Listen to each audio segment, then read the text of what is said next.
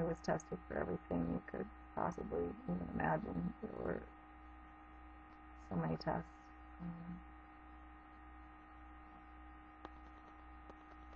There was, at one point they decided to do what's called a radionuclide cysternogram to check for a spinal fluid leak because the headaches were just getting worse anytime I was vertical. And when they explained to me what this procedure was, basically they inject a dye into your spinal fluid, and they take a series of x-rays to see where that dye is over a 3-day period. And to me that sounded dangerous.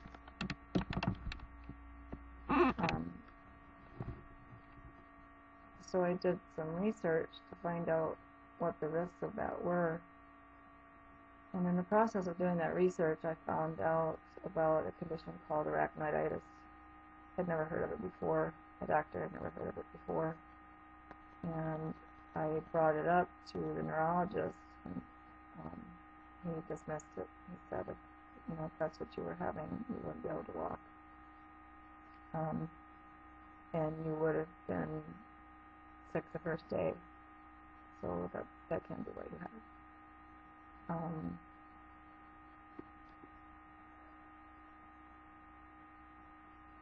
Anyway, the things that I read online said that if you have arachnoiditis, putting any of these types of chemicals into your spinal fluid or spinal subarachnoid space, I guess is what it's called, it can make the arachnoiditis worse. So I decided that it would be better to just make sure that I didn't have it. I read the research, and I had 39 of the 52 symptoms that were listed with this condition. No one was listening to me. They didn't care that I had so many similar issues. They had never heard of someone having a knee surgery and then having all these problems and having them be related to each other.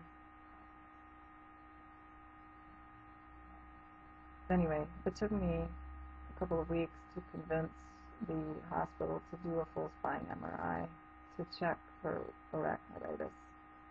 And I remember the x-ray technician said, "What are we looking for?"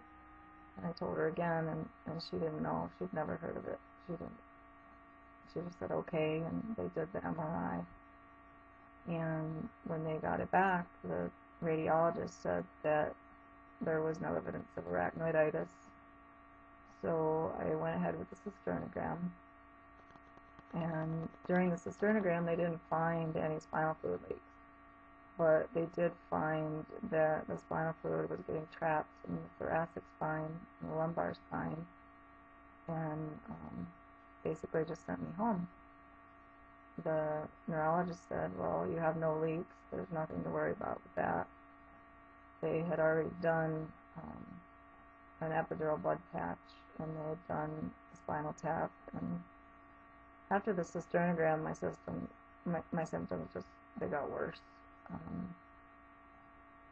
I just became completely incapacitated.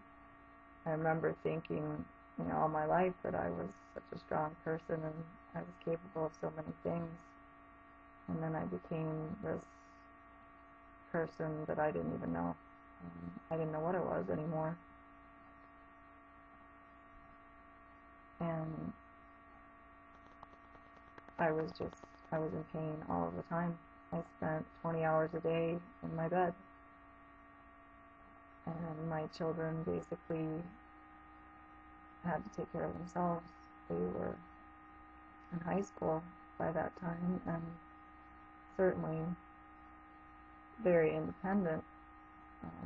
But at the same time, I think that it was a time in their lives that they would have benefited greatly from my input and my guidance. And I missed out on a lot of things that I would normally have participated in. I went from being someone who was busy and and just a very active member of my community and productive, almost 20 hours a day, to somebody who couldn't even be up for more than 15 minutes at a time, and rarely could I be up for more than 4 hours in one 24-hour period. This went on for almost a year, I guess, before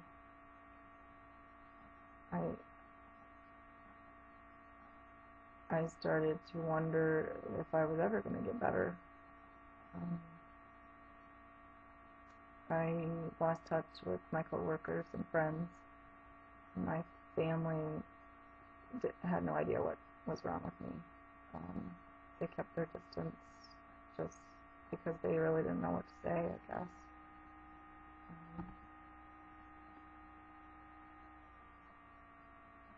It was a very rough time for all of us. We had to deal with a lot of losses because I couldn't work anymore. I had been a single parent since 1994, and the procedure was done in 2007. So we had a lot of economic problems, and I was worried.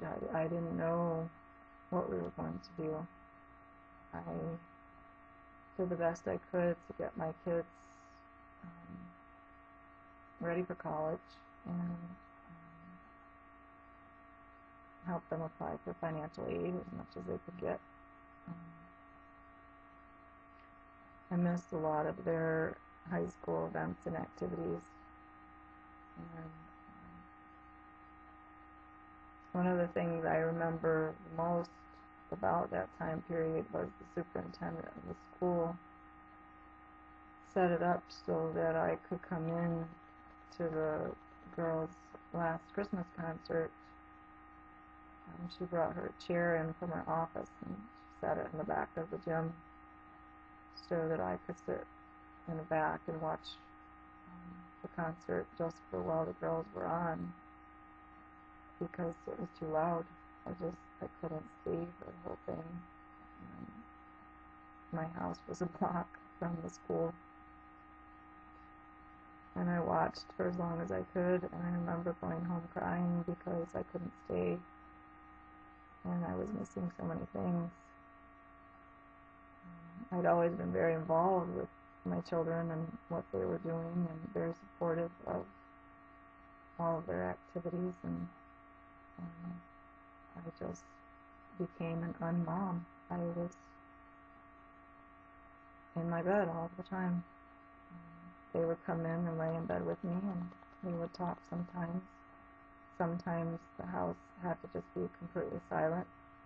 There could be no music. I couldn't watch TV. And I had no idea what my life was going to be.